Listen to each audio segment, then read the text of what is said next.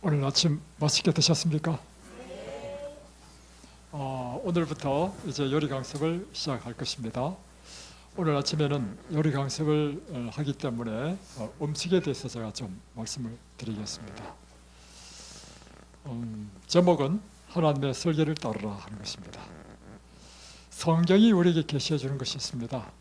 성경은 하나님을 우리에게 계시해 주십니다. 그리고 하나님의 뜻이 무엇인지 우리에게 계시해 줍니다.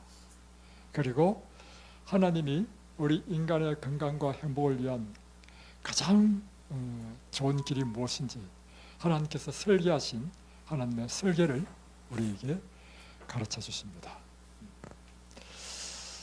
그래서 이 성경을 통해서 우리는 하나님의 어떤 분이신지를 배우고, 또 하나님의 뜻이 무엇인지 배우고, 또 하나님의 설계에 따라 우리가 살아가면 우리 인생의 모든 문제가 해결되고 또 가장 건강하고 행복한 인생을 산다는 사실입니다.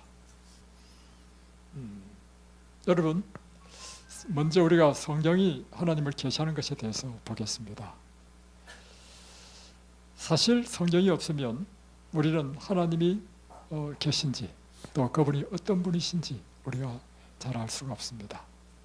우리가 알고 있는 지식은요, 사실은 우리가 경험한 것이라든가 아니면 우리가 책으로 배운 그것에 한정되어 있습니다. 그러나 하나님은 우리 눈에 보이지도 않고, 또한 이 세상의 가장 근원적인 문제, 이 세상이 어떻게 시작됐는지, 왜 인생에게 죽음이 와야 되는지, 죽음 이후에는 어떤 일이 일어나는지, 그리고 우리는 이 땅에서 무엇을 위해 살아야 되는지, 이런 근본적인 질문은요, 하나님이 아니면 우리에게 계시할 수 없다는 것입니다. 그래서 이 성경은 하나님이 우리에게 계시다는 것을 직접 그분이 계시해 주고 있고, 또 하나님은 어떤 분이신지 우리에게 계시해 줍니다. 그래서 우리는 성경을 통해서 제가 배웠습니다. 하나님이 이런 분이시구나. 첫 번째, 우리가 초신자들은 무엇에 집중하느냐면 하나님의 능력과 하나님의 하실 수 있는 그런 엄청난 마이티 갓, 그런 관점으로 초점을 맞춘단 말이에요. 그런데 우리가 신앙의 깊이가 점점 깊어가면 깊어갈수록 무엇에 초점이 맞춰지느냐 하면 하나님의 인격, 그분은 어떤 분이신가, 그분의 품성, 이것이 점점 우리가 이끌린다는 것입니다. 여러분, 우리는 하나님을 이해하는 만큼 여러분의 삶이 꼴지어집니다. 처음에 제가 하나님을 이해했던 것은요, 하나님은 지금 잘 하나님을 알지 못할 때, 저는 대학교 4학년 때부터 이제 성경을 보고 하나님을 믿게 되었습니다.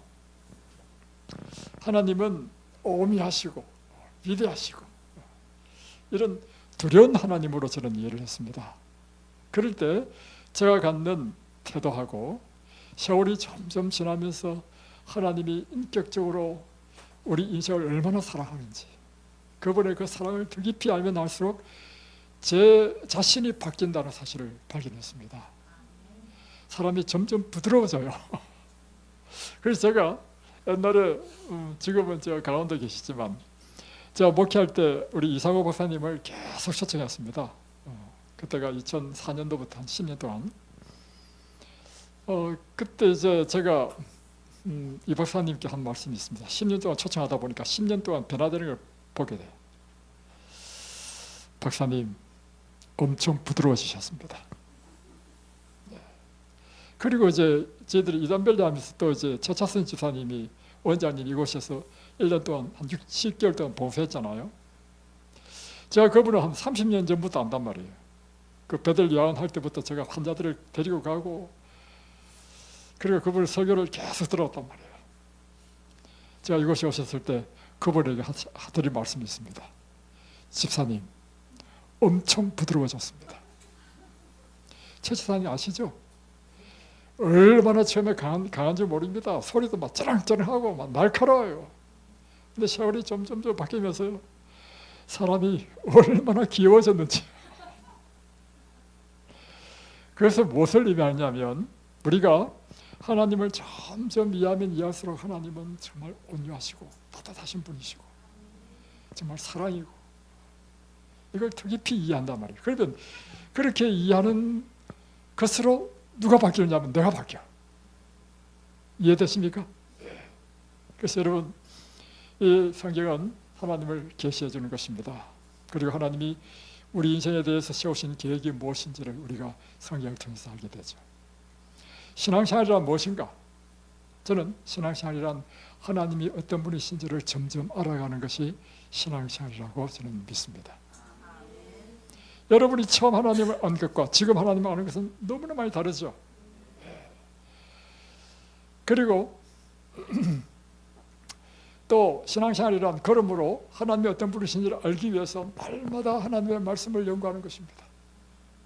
그리고 이 말씀을 우리의 삶 가운데 실천하는 것입니다. 이것이 저는 신앙생활이라고 믿습니다. 그러니까 실천이 없는 신앙생활은 성장이 없어. 사람이 10년 믿고 20년 믿고 30년 믿으면 사람이 변화되어야 되지 않겠어요? 식물도 땅에 심으면 처음에는 싹이 나고 이삭이 나고 막 곡식을 맺어야 될 거 아닙니까? 근데 어찌된 바는지 하나님을 믿는데 10년 되고 20년 지나도 그 성질이 변함이 없다. 잘못 믿고 있는 것입니다. 맞습니까? 그래서 이제 우리가 하나님의 말씀을 받고 그 말씀대로 실천하는 순종하는 삶을 살 때 우리는 점점 변화되는 것입니다. 그래서 궁극적으로 신앙생활이란 무엇이냐? 우리가 믿는 주님, 그 예수님의 형상으로 우리가 날마다 변화되는 것, 이것이 신앙생활입니다. 그래서 호시아 6장 4절에는 우리에게 이렇게 강력하게 호소하고 있습니다. 그러므로 우리가 여호와를 알자. 힘써 여호와를 알자. 여러분, 이곳에 계실 동안에 뭘 하셔야 되느냐면 여호와가 어떤 분이신지 그분을 힘써 아는 그 같은 시간들이 되시기를 바랍니다. 또 두 번째, 성경은 하나님의 뜻이 무엇인지를 우리에게 계시해주고 있습니다. 제가 발견한 하나님의 뜻은 분명했습니다. 그것은 창세기 1장부터 요한계시록까지 그 전 성경을 통해서 제가 발견한 하나님의 뜻은요, 그것은 인생이 지극히 건강하고 지극히 마음의 평안을 얻고 지구한 행복을 누리면서 사는 것이 하나님의 뜻이더라고요. 그러니까 이 세상 창조 때부터 창조 역사를 기록한 것이 창세기 1장 2장이잖아요. 창세기 1장 2장을 제가 자세히 연구해 봤거든요. 하나님께서 이 세상을 창조하신 목적이 뭐냐? 결국에는 인간을 창조하기 위하여 인간에게 필요한 모든 걸 다 창조한 거야. 그러니까 여러분 기억하십시오. 이 세상의 모든 만물은 누구를 위해서 창조됐다고요? 바로 나를 위해서 창조되었다. 그러니 이 창조의 핵심은 우리 인간이야. 그런데 이걸 보면 이 빛도 만드시고 뭐 나무도 만드시고 뭐 꽃도 만드시고 다 만드셨잖아요. 우리 인간에게 필요한 모든 걸 공급하셨다는 것입니다. 그리고 또 저는 이렇게 생각해요. 사람이 만약에 생물학적으로 먹고 다음에 싸고 자고 뭐 일하고 이것이 인생이 끝이라 한다면, 전부라 한다면, 곡식도 쌀, 보리, 밀, 콩, 수수 뭐 이렇게 복잡하게 만들 거 뭐 있습니까? 한두 가지만 만들면 되지. 그리고 과일도 마찬가지입니다. 사과, 배, 뭐 감, 뭐 포도 복잡하게 만들 필요 뭐 있습니까? 한두 가지만 만들면 되지. 제가 생각해 봤어요. 꽃도 마찬가지입니다. 야, 그것은요, 한 가지만 먹어보십시오. 진리입니다.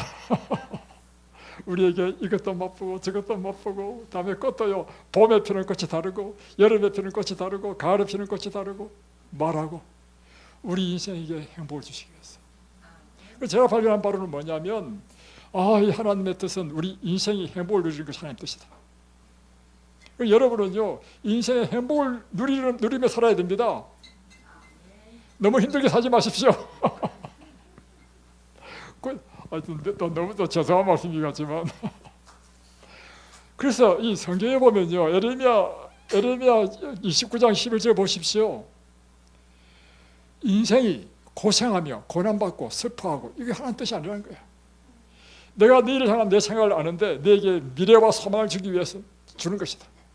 다시 말하면 우리 인생이 행복하고 건강하고 한없는 복락을 누리는 것이 하나님 뜻인 거라. 여러분, 이곳에서 생활하실 때 무엇에 초점을 맞추냐면 여러분 집에 두고 온 뭐 금덩어리 생각하지 마십시오. 집에 두고 남편도 생각하지 마시고 이 시간은 나에게 준 최고의 휴가다. 나는 이 시간을 가장 행복하게 보내겠다. 그게 인생의 행복입니다. 여러분 인생은요 오늘 하루하루를 사는 것입니다. 오늘 하루를 가장 행복하고 복되게 사시면 여러분의 인생 전체가 복되고 행복하게 되는 것입니다.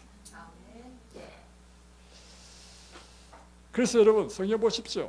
항상 기뻐라. 이게 하나님 뜻인 거라. 쉬지 말고 기도하라. 인생에 고뇌가 있을 수 있잖아요. 살다 보면 인생에 어려움도 있잖아요. 그러면 기도해. 내가 도와줄게. 범사에 감사하라. 이게 내일을 향하신 하나님의 뜻이라고 하는 것입니다.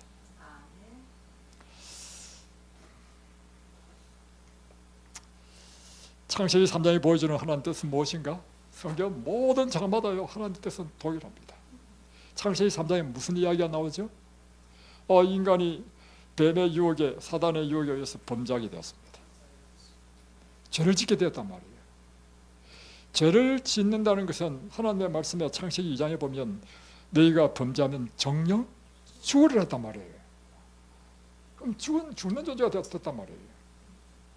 그리고 죽음이란 무엇인가? 성경 창세기 3장 19절에는요 분명히 이야기하고 있습니다. 네가 흙이니 흙으로 돌아갈 것이니라. 이게 죽음의 뜻입니다. 그러니까 죽는다 하더라도 우리가 뭐 지옥에 떨어져 가지고 막 영원토록 고통당하는 것, 이거 하나님의 성경에 없는 말입니다, 여러분. 그건 하나님의 속성과 맞지도 않아. 죽음이란 무엇인가? 우리가 흙에서 왔기 때문에 다시 흙으로 돌아가는 것이라. 그런데 그 사실만 보더라도 인생은 허무합니다. 여러분의 끝이 지금은 젊었잖아요. 그러니까 모든 게 막 좋아. 그런데 점점점 여러분이 나이가 들어가지고요, 늙어가지고 이제 죽음을 앞두고 있다 해보십시오. 인생이 얼마나 허무합니까? 그러니까 하나님께서는 이 허무한 인생, 죽음을 될 수밖에 없는 인생에게 다시 살 수 있는 영원한 영생을 약속을 주신 것인데, 그것이 뭐냐면 예수 그리스도를 통하여 우리가 영생을 얻는 놀라운 복음을 주신 것이 창세기 3장 15절인 것입니다. 그러니까 비록 우리가 실패하고 실수하고 범죄했다 할지라도 하나님께서는 다시금 우리를 회복시키고 구원하시는 하나님의 뜻을 우리는 볼 수 있는 것입니다. 그런데 예수님께서 십자가에 죽으실 때요, 어떤 사람을 위해 죽으셨겠습니까? 1번 예수님 말씀 잘 듣는 착한 사람을 위해서. 2번 아직도 죄악 가운데 빠져서 헤매고 있는 악인들을 위해서다. 몇 번입니까? 그러니까 우리를 생각하면 항상 착하고 좋은 사람만 구원한다 생각하잖아요. 예수님은 우리가 아직 죄인 되었을 때, 아직 하나님과 원수 되었을 때, 아직 내가 하나님을 인정하지도 않고 알지 못할 그때 하나님께서 나를 위하여 십자가에 죽으셨다는 것입니다.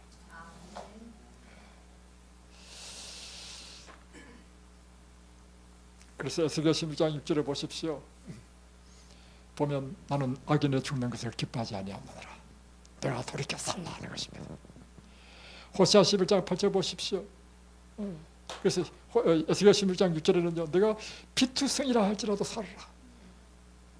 피투성이라는 뜻이 뭐냐면 정말 가장 인생의 밑바닥에서 처참하게 떨어졌다 할지라도 나는 너를 버리지 않는다. 나는 너를 구원하기를 원한다. 살아라 이것입니다. 호세아 11장 8절은 무엇인가 하면 내가 어찌 너를 아담과 같이 놓겠느냐, 내가 어찌 너를 스보임처럼 내가 너를 포기할 수 있겠느냐. 이거 뭐냐면 이스라엘 백성들이 하도 범죄를 저지르니까 저 스보임 아담아처럼 이방의 그 우상 숭배하고 정말 형편없는 사람이 됐단 말이야. 그럴지라도 나는 너를 포기할 수 없다는 것입니다. 내가 너를 생각하면 내 마음에 불붙듯이 막 불탄다는 것입니다. 자, 이 성경을 제가 참 절감하게 느끼는 게 뭐냐면 이걸 우리에게 경험하게 하는 방법 하도록 하나님 주신 것이 있습니다. 그게 뭐냐면 자녀를 주셨어요. 저는 제 자녀를 생각하면요, 제 마음에 불이 붙어. 왜냐? 야, 이거는 어찌할 수 없는 사랑이 내 마음속에서 불이 붙는 거라. 그래서 하나님께서 우리 인생을 사랑하시되 어떻게 사랑하는지, 우리 인생이 우리 자녀를 사랑하는 것과 비교할 수 없는 그 사랑으로 우리를 사랑하신다고 생각할 때 하나님의 뜻은 분명한 것입니다. 그것은 우리 인생이 정말 건강하고 행복하게 되기를 원하시는 것입니다. 성경은 하나님의 뜻을 계시해 줍니다. 예, 출애굽과 민수기에 보여주는 하나님의 뜻은 무엇입니까? 내가 너희를 만민 가운데서 택했다. 왜 택했느냐? 내가 만민 가운데 뛰어난 백성으로. 신명기 28장 보십시오. 28장에 보면 내가 들어와도 복을 받고 나와도 복을 받고, 내가 머리가 되고 꼬리가 되지 않을 것이며, 이게 하나님께서 이스라엘 백성을 택하신 목적입니다. 그러니까 오늘날 하나님께서 우리를 당신의 백성으로 택하신 목적도 동일하다는 것입니다. 그래서 우리에게 복을 주기 위한 것이다. 그러니까 여러분은요, 복받기 위해서 태어났습니다. 하나님이 여러분을 택하신 이유는 여러분에게 복 주시기 위한 것입니다. 그 자신감이라는 게 있죠. 자신감. 그걸 자존감이라고 표현하는데, 이 자존감이라는 것은 어떨 때 강해지느냐면요, 내가 누군가로부터 엄청난 사랑을 받을 때 자존감이 굉장히 높아집니다. 저는 자존감이 굉장히 높은 사람입니다. 왜냐하면 저는요, 하나님 나를 엄청나게 사랑하고 믿기 때문입니다. 어느 정도로 믿는지 아십니까? 전세 인구가 몇 명이죠? 80억이라 하십시다. 80억 인구 가운데 하나님께서 나를 제일 사랑하신다. 이것이 내 믿음입니다. 그런데 제가 웬만한 것에 기죽지 않습니다. 이 얼마나 놀라운 일입니까? 그죠? 그러면 하나님께서 저만 그렇게 사랑하시겠습니까? 아니요, 우리 여러분 각자 한 사람 한 사람을 그렇게 사랑하신다는 것입니다. 문제는 내가 이 사랑을 깨닫고 느끼면 내 것이 되고, 그렇게 사랑함에도 불구하고 내가 깨닫지도 못하고 느끼지도 못하면 내 것이 아니야. 그래, 항상 정말 초라하게 사는 거라. 항상 처참하게 우울감에 젖어가지고 패배감에 젖어가지고, 그 사람은 필히 하나님을 열심히 배우시기 바랍니다. 하나님의 사랑이 어떤지를 날마다 경험하게 되기 바랍니다. 예수님의 약속을 통해서 하나님께서는 당신의 뜻을 계시하십니다. 예수님께서 하신 말씀을 쭉 보십시오. 하나님의 세상을 이처럼 사랑하사 독생자를 주셨으니 이는 저를 믿는 자마다 멸망치 않고 영생을 얻게 하려 하십니다.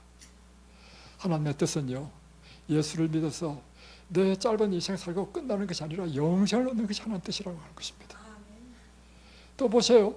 요한복음 11장에 보면 나는 부활이요 생명이니 나를 믿는 자는 죽지 않으리라. 그리고 요한복음 14장 너는 마음에 근심하지 말라. 하나님을 믿으리 또한 나를 믿으라. 내가 너희를 위하여 거처를 예배하러 가겠다. 거처가 다 준비되면 내가 다시 와서 너희를 나 있는 것으로 영접하여 영원히 함께하겠다. 그래서 요한계시록에 보십시오. 요한계시록에 하나님의 약속이 풍성히 나와 있잖아요. 하나님께서 우리에게 새 땅을 주시고 이 새 땅에서 영원한 복락을 주시는 것이 하나님의 뜻이라고 성경은 계시하고 있습니다. 여러분이 날마다 성경을 연구하면요, 여러분 마음이 어떻게 바뀌느냐면 막 마음이 부풀어 올라. 그분을 알면 알수록 그분의 약속이 내 마음에 더 견고하고 확고해지는 것입니다. 그러면 이 세상 무엇으로도, 그래서 사도 바울이 얘기했잖아요. 내가 우겨쌈을 당하더라도 우겨쌈 꺾이지 않고 어떻게 하더라도 나는 눌리지 않는다. 왜냐? 내 안에 그리스도가 있기 때문에. 이 그리스도의 약속이 나한테 확고하게 되면요, 이 세상에 웬만한 시련과 고난과 어려움이 있다 하더라도 사람이 절망하지 않습니다.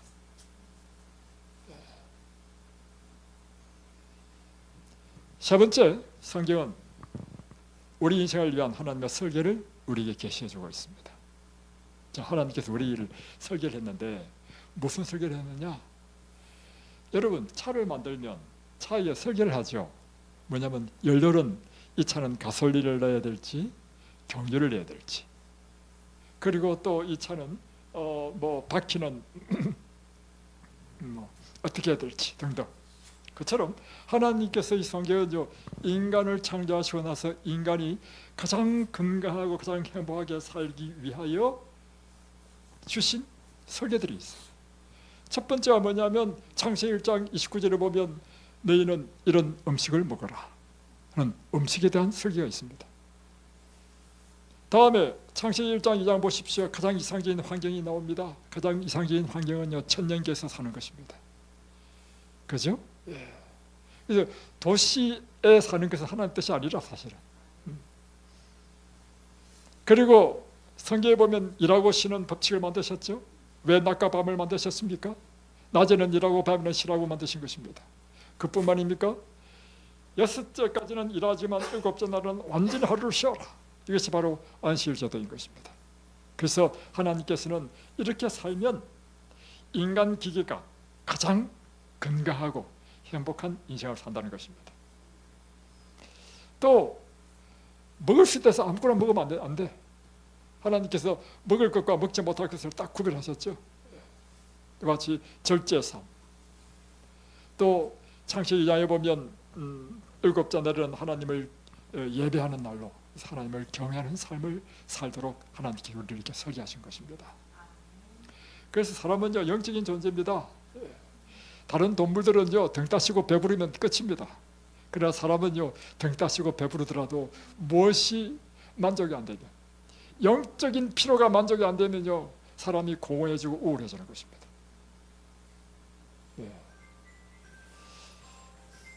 그래서 이제 오늘 이제 음식에 대해서 우리 요리 강습을 할 거니까 음식에 대해서 한번 보겠습니다. 이제 창세기 1장 29절에 보면 하나님이 이르시되 내가 온 지면에 씨 맺는 모든 채소와 씨 가진 열매 맺는 모든 나무를 너희에게 주노니 너희의 먹을 거리가 되리라. 그러니까 씨 맺는 모든 채소, 그러니까 이건 뭐냐면 씨를 먹으라는 것입니다. 보리, 쌀, 밀, 콩 다 씨죠. 씨 속에 무엇이 있기 때문에? 생명. 알고 보면요, 하나님께서 우리에게 먹으라는 것은 생명을 먹으라는 것입니다. 우리에게 먹으라는 것을요, 땅에 심으면 생명이 나옵니다. 그런 걸 먹어야 됩니다. 그러므로 먹지 말아야 될 게 뭔지 아십니까? 흰쌀을 먹으면 안 됩니다. 흰쌀 땅에 심어 보십시오. 쌀이 납니까? 원리는 간단한 거예요. 그래서 저번에 나면 약했죠. 제가 집에 묵은 쌀이 있어가지고 밭에 버렸습니다. 새들이 안 먹어요. 야, 왜 새들이 안 먹을까? 그래서 제가 이제 그걸 보고 실험을 했습니다. 우리 집에는 현미쌀 가지고 현미쌀을 쫙 뿌려줬단 말이에요. 흰쌀 가운데 떨어진 현미쌀을 골라가면서 현미쌀만 먹어. 그러니까 새들은요, 뭘 아느냐면 내가 먹을 것과 먹지 않을 걸 구별해. 근데 사람은요, 흰밥을 더 좋아해. 여러분, 하나님께서 먹으라는 것은 생명을 먹으라는 것입니다. 그러니까 생명 아닌 게 또 뭐냐? 고기는 생명이 아니야. 고기를 땅에 심어 보십시오. 안 나죠? 그래서 성경에 보면 창세기 1장 30절, 그 다음 절에 보면 28절이래. 28절에 보면 뭐 새, 공중의 새와 들짐승과 바다의 물고기는 너희가 먹으라가 아니고 다스리라. 다스려야 할 것과 먹을 것을 여러분 구분하시기 바랍니다. 그래서 우리가 먹어야 될 것은 이런 견과, 과일, 야채, 그리고 곡식들입니다. 이제 범죄 후에 하나님께서 더하신 것이 이제 밭의 채소를 더하셨죠. 자, 이렇게 먹고 사니까 인간이 범죄하고 난 이후에도 몇 살까지 살았냐면 아담은 930살. 엄청 살았죠. 무드샬라 969세. 1000년 살았, 1000년. 그러니까 사람들이 어떻게 생각하냐면, 야, 이거 성경 신화다. 사람이 어떻게 1000년을 살 수 있느냐. 이 생각 자체가 무엇을 기초로 한 말입니까? 자기 인간의 생각. 자기 생각으로는 현재 그런 사는 사람이 없거든. 여러분, 그러나 성경은요, 우리가 이처럼 하나님께서 정하신 법대로 살면 이렇게 장수하도록 되어 있는 것입니다. 그런데 이제 인간이 범죄하고 난 이후에 범죄가 점점 심해져서 하나님께서 세상을 심판하게 되죠. 그게 노아후죠. 노아후에서 세상을 다 심판해버리니까 살아있는 동물들이 살아있는 것들이 다 부져버렸습니다. 식물이고 뭐고 하네. 그러니까 그때부터 하나님께서 무엇을 허락했냐면 동물들을 음식으로 먹도록 허락했습니다. 그래서 이제 방주에 탄 속에 짐승들 있잖아요. 그 짐승들을 먹도록 허락한 것입니다. 그런데 짐승들을 허락했을 때 일어난 일이 뭐냐면 사람이 육식을 하고 난 이후에 일어난 변화는 이처럼 인간의 수명이 쭉 떨어지는 것입니다. 그래서 노아, 셈, 아르박삿 쭉 내려가면서 인간의 수명이 떨어지면서 모세 시대에 이르러서는 사람이 70, 강건하면 80이라고 표현했습니다. 그러니까 여러분, 육식은 창세기에 하나님께서 설계하신 그 설계도에는 맞지 않아. 그래서 여러분이 다시금 어디로 돌아가야 됩니까? 원래 하나님 설계대로 돌아가야 된다는 것입니다. 자, 이 표는 무엇인가 하면 우리 식생활과 질병과의 관계를 표현하고 있는데 여기 보면 일본인과 백인을 비교했습니다. 그런데 이제 일본에 거주하는 일본인만 보겠습니다. 백인은 하와이에 거주하는 백인을 봤고요. 자, 여기 보면 10만 명당 암 사망자 수를 냈습니다. 대장암으로 일본에 거주하는 사람은 78명밖에 안 돼요. 그런데 하와이에는 거주하는 백인은 368명이에요. 몇 배입니까? 엄청나죠. 또 항문에 대한 암, 뭐 전리선, 유방암 엄청 높죠. 그죠? 1869. 모든 수치에 있어서 다 이 하와이 거주하는 백인이 다 높은데 단지 위암은 일본 사람이 더 높습니다. 아시아계 사람들이 다 위암이 더 높아요. 왜냐하면 백인들은 저장식품을 잘 안 먹습니다. 김치라든가 뭐 이런 짠 거 있잖아요. 짠지 이런 거 잘 안 먹습니다. 자, 식도 이런 계통에. 그런데 이제 일본 사람에서 그런가? 그게 아닙니다. 자, 일본 사람이 하와이로 거주했습니다. 거주하니까 동양인도 백인과 똑같은 비율의 암이 걸리기 시작했습니다. 심지어 위암 같은 경우는 백인처럼 뚝 떨어졌습니다. 그러면 이것은 무엇을 의미하는 것입니까? 예, 질병은 백인이냐 황인종이냐가 문제가 아니고 하와이로 이주했으니까 일본 사람이 뭘 먹었겠습니까? 백인들이 먹는 육식 위주의 식사를 하는 것입니다. 그러니까 똑같이 백인이 걸리는 질병 걸리는 거예요. 요즘 한국 사람들은요 대장암 많죠. 왜 많아졌느냐? 육식을 엄청 하게 됐습니다. 그러니까 대장암이 직방입니다. 대장암, 유방암, 난소암 다 육식 관계되어 있습니다. 자, 이 지방 섭취와 유방암에 대한 사망률도 보면 나라마다 지방 섭취율이 달라요. 미국이라든가 캐나다, 유럽 쪽에는 그 고기를 많이 먹죠. 그러니까 유방암으로 인한 사망률이 높습니다. 그러나 아시아계 사람들은 육식을 적게 하죠. 그러니까 유방암이 떨어지는 것입니다. 자, 또 보면 다케시다 하라야마 박사가 실험했는데 14만 명의 여성을 대상으로 10년간 연구를 했습니다. 고기를 간혹 먹거나 전혀 안 먹는 사람은 1밖에 안 돼요. 그런데 매일 육식을 하는 부유한 사람은 8.5배나 더 높다는 것입니다. 예, 난소암도 마찬가지입니다. 이게 보면 이탈리아 연구자들이 연구했는데요. 보니까 가장 해로운 육류는 무엇이다? 돼지고기다. 그래서 암 환자가 돼지고기 먹는다. 그건 그야말로 독약을 먹는 것과 똑같습니다. 자, 대장암. 여기도 똑같은 비율입니다. 고기를 안 먹으면 아예 제로예요, 제로.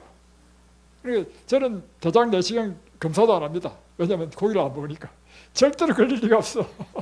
그런데 고기를 날마다 먹는 사람은 149%. 이거는 뭐냐면 반드시 걸린다는 거예요. 반드시.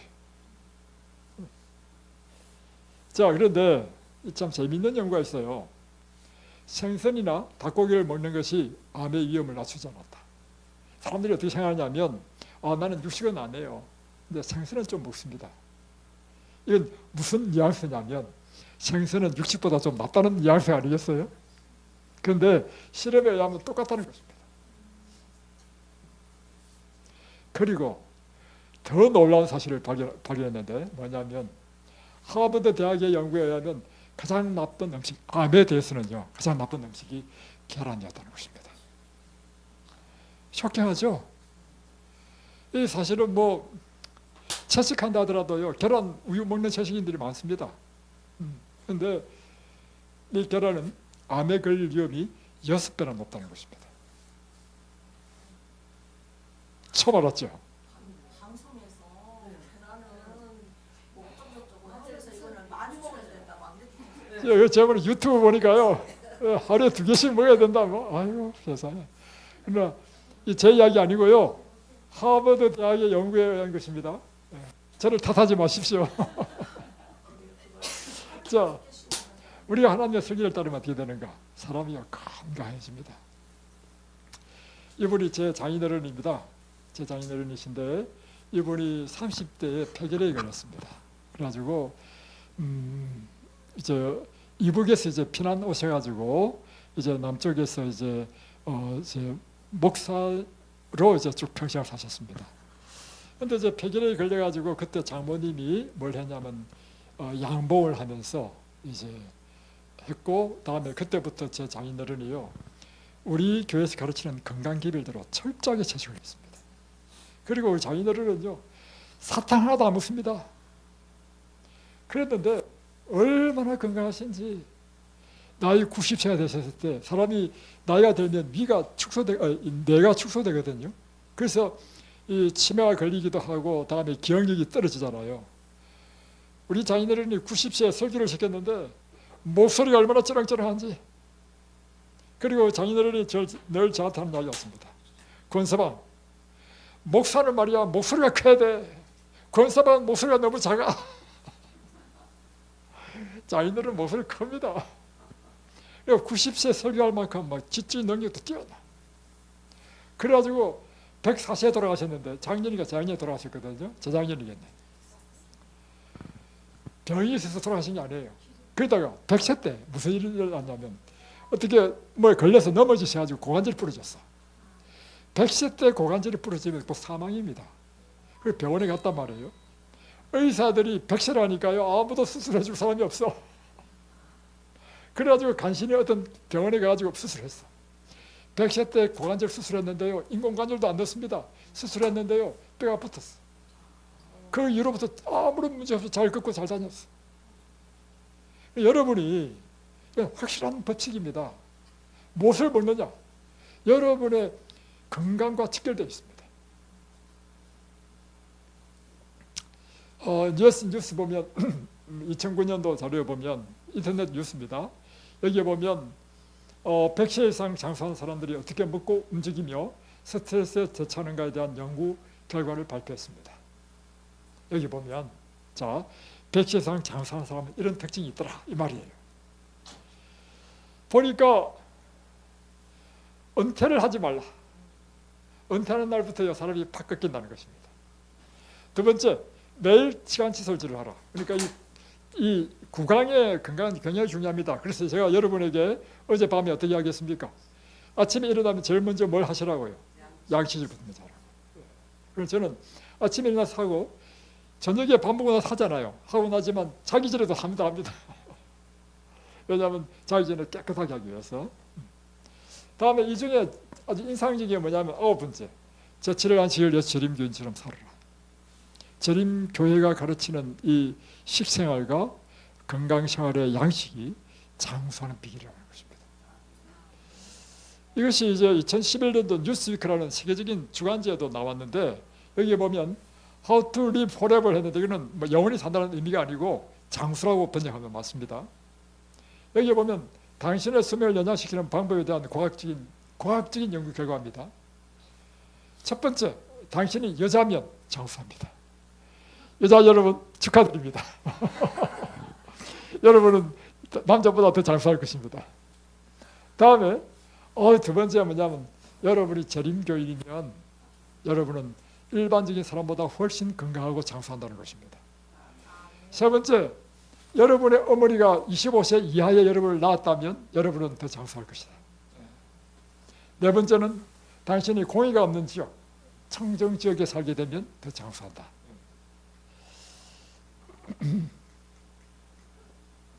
그래서 우리나라 같으면 이제 보건복지부 같은 그런 단체, 미국에서요, 그런 보사부 단체에서 돈을 주고 뭘 연구하냐면 재림교인들이 왜 일반적인 사람보다도 더 건강하고 숨이 긴가, 그걸 연구를 해요.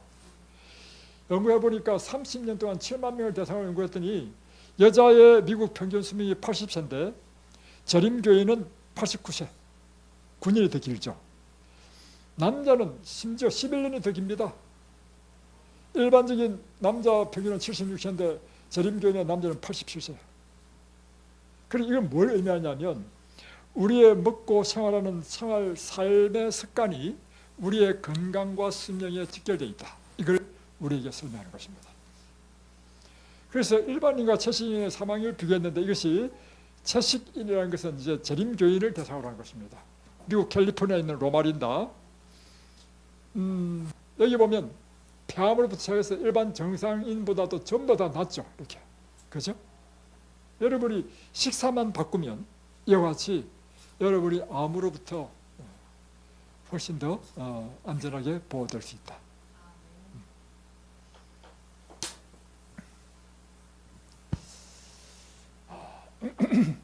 이제 우리가 이제 질병이 걸려서 이제 병이 걸렸다. 그러면 하나님께서 우리를 치료하는 설계도 성경에 나와 있는가? 예, 나와 있습니다. 자, 우리가 이제 질병이 걸렸을 때 하나님께서 설계하신 치료하는 방법이 바로 출애굽기 15장 26절입니다. 여기 보면 잘 들어보십시오. 병 걸린 사람은 이렇게 하면 낫습니다. 하나님 여호와의 말을 청종하고, 그러니까 지금 제가 여러분에게 뭐 하고 있어요? 하나님의 말씀을 대언하고 있죠. 이 말씀을 청종, 잘 들으라는 것입니다. 그리고 나의 보기에 의를 행하며 이 말씀대로 그대로 실천하라는 것입니다. 자, 이걸 다시 한 번 더 반복하는 것입니다. 내 계명에 귀를 기울이며, 이것이 뭐냐면 나 여호와의 말을 청종하고 똑같은 것입니다. 하나님께서 하신 모든 말씀은 하나님의 계명 율법입니다. 이거를 잘 귀를 기울여서 내 모든 규례를 지키면, 계명의 또 다른 표현이 규례입니다. 이 계명을 잘 지키면 내가 애굽 사람이 내린 모든 질병이 하나도 너에게 내리지 아니하리니 나는 너희를 치료하는 여호와이니라. 자, 이제 제가 직접적으로 하나님의 말씀대로 순종했더니 어떻게 치료되는지 정명해 보이겠습니다. 자, 이 자매도요, 병원에서 못 고치는 사람 똑같은 방법을 해가지고 나은 사람입니다. 이 이야기하면 기니까 생략하고요. 그래서 이 자매가 너무 감사해가지고 이 그랜드 피아노를 기증했습니다. 자, 우리 이제 지난번에 우리 차원에서 오신 우리 백 집사님이 지난번에 와서 이제 그 간증을 했는데 자기 아들이 6학년 되었을 때 혈액암이 걸렸다는 것입니다. 와, 내가 그 말 듣고요, 제가 만약에 그 입장이 되면 앞이 깜깜하겠어. 6살 그 얼마나 어린애입니까? 그 어린애가 혈액암에 걸렸다면 정말 이건 엄청난 일이죠.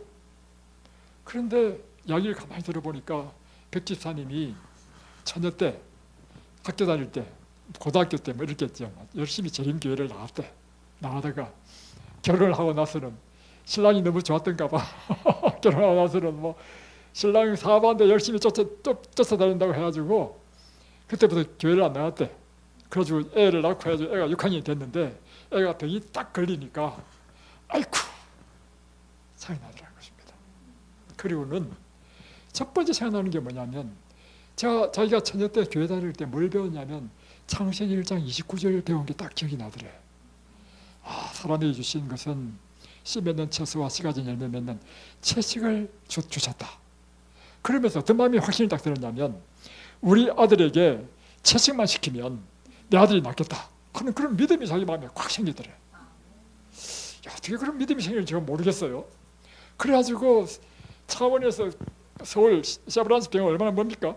그러니까 이제 그 샤브란스 근처에 있는 뭐 친척집인가 그걸 하나 얻어가지고 날마다 현미밥하고 음식을 해가지고요, 병원에 있는 자기 아들한테 가가지고 병원밥 안 먹이고 그걸 먹였다는 거예요. 그래가지고요, 회복이 막 급속도로 빨게 되는 거라. 그걸 다 나와버렸어. 지금 27이라고 하잖아. 대학교도 갔다 오고 군대도 갔다 오고. 저는요, 제 이야기 좀 안 하려고 다른 사람 이야기 하려고 하니까 또 시간이 안 나서 좀 하는데 용서하고 들으십시오. 우리 집에는 채식만 합니다.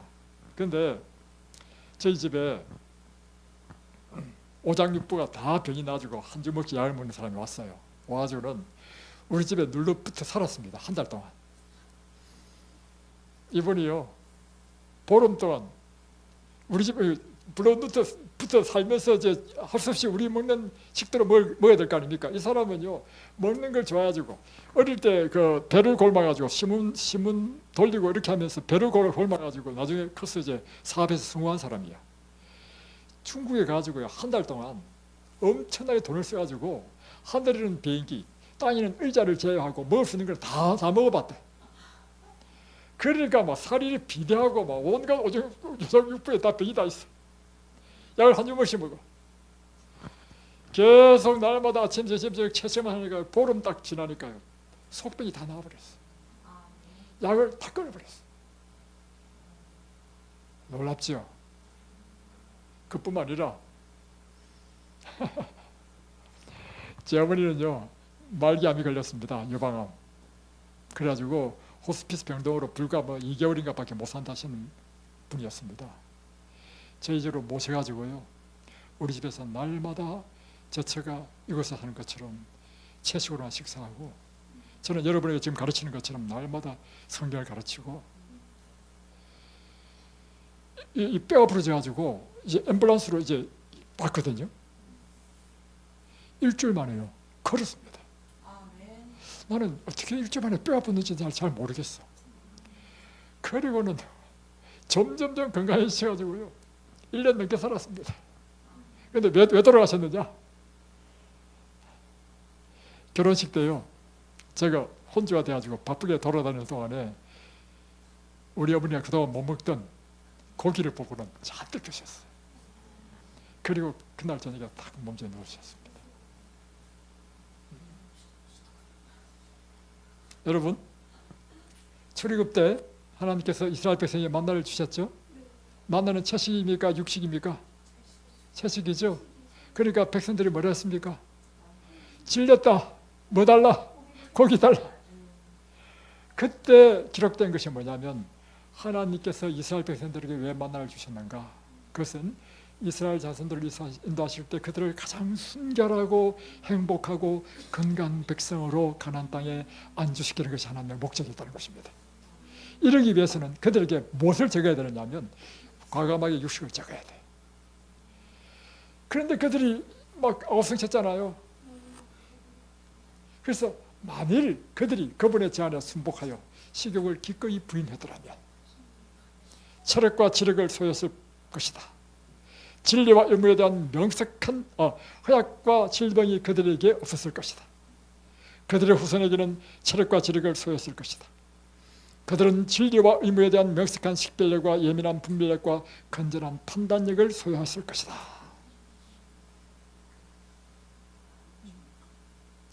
그런데요, 이제 엘렌 G. 화이트라고 하는 이 한 사람을 택하셔가지고 그분에게 이 건강의 기별을 주셨고, 그 건강의 기별에 따라 지금 재림교회가 이렇게 지금 채식을 사람들에게 홍보하는 것입니다. 그분이 받은 계시 가운데 이런 계시였어요. 자, 보세요. 마지막 때 하나님 백성에게 하나님께서 주시고자 하신 것이라는 것입니다. 지금 우리는 지금 예수님 재림 마지막 때 살고 있죠. 하나님께서 우리를 인도하여 당신의 본래 계획, 즉 사람이 천년적인 토지소산물로 살아가도록 하신 하나님의 본래 계획으로 한 걸음씩 돌아가게 하시기 위하여 애쓰시는 것을 몇 번이고 되풀이하여 나에게 보여주셨다. 그러니까 마지막 때 성령께서 당신의 백성에게 못으로 돌아가도록, 원래의 하나님의 계획대로 토지의 소산물대로 채식만 하도록 돌아가도록 애쓰시는 것을 여러 번 계시 가운데 보여줬다는 것입니다. 여러분 이제 선택은 여러분의 것입니다. 여러분 어떻게 하실래요? 여러분 결심하시겠습니까? 오, 아멘. 네, 좋습니다. 기도하겠습니다.